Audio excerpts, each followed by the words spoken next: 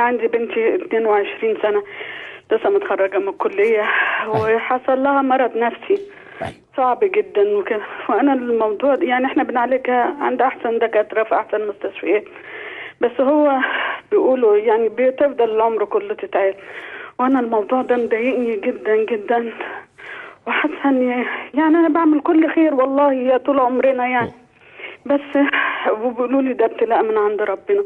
انا عايزه ايات قران، انا بقرا قران على طول، عايزه ايات كده تصبرني على الموضوع ده. حاضر على عيني، بس انا مش هقول لك كده دايركت كده علشان انت اتصلت برضو بواحد بيقولوا عليه كبير وعالم وحاجات، فهتصبري عليا دقيقتين اتنين. هي البنت اتخرجت وهي كويسه؟ طول عمرها كويسه؟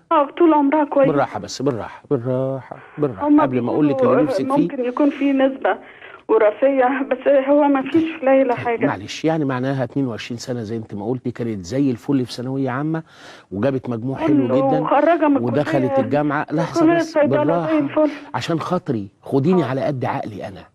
البنت طول ال 22 سنه زي الفل، مش كده؟ ايوه كويس. انا بقى هسال حضرتك، هو في مشاكل بينك وبين باباها؟ لا خالص. بالراحه بالراحه عشان خاطري. عشان يعني هقول لحضرتك ليلى الحمد لله كلنا كويسين. ارجوكي انت امي لازم تجاوبيني وما تضيعيش وقت ووقتك، جاوبي على قد السؤال. حاضر. في اي ضرب حصل لها واتخطبها حاجه ضايقتها؟ لا. ما فيش اي حاجه ضايقتها نهائي؟ لا ما فيش حاجه خالص. يعني هي ما تعبتش من حاجه وبناء عليه جالها اللي جالها ده. أيوة. سويه ومفيش مشاكل عندكم، ولا عيل عقدها في حياتها، ولا خطوبه، ولا هي غيرانه من حد، ولا حد اذاها باي نوع من انواع الاذى، وفجاه بقى كده فشلناها ورحنا لاكبر دكاتره، وده محترم جدا ولازم يكون جدا. اللي انا ما اقدرش استوعبه يستوعبه الطب، لان انا ما اقدرش اتخيل ان في بنت 22 سنه ماشيه زي الفل والوراثه تيجي الا اذا حكم الطبيب ده شغله وتخصصه. هو قال ان في نسبه ميراث، مفيش مشكله خالص ولا يجرى اي حاجه في الدنيا. نحمد ربنا ان احنا، هقول لك على حاجه الناس مش واخده بالها منها. أيوة. ان احنا استمتعنا بيها 22 سنه وهي سويه. انا بقول لك كده الكلام ده من سيدنا محمد نفسه. ان انا استمتع بابني 7 سنين 8 سنين 10 سنين ويموت. اول حاجه اعملها افتكر ان ربنا اداهولي متعه 8 سنين 10 سنين، اداهالك متعه 22 سنه.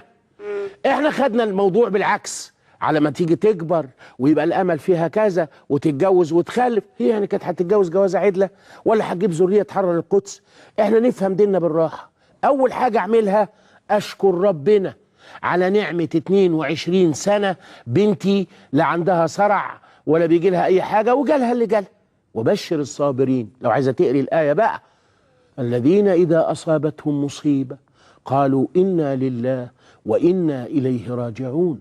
وعليك باخر ايه في سوره البقره، حاجه زي ما قلت تصبرك. اخر ايه، رب لا يكلف الله نفسا الا وسعها، لها ما كسبت وعليها ما اكتسبت.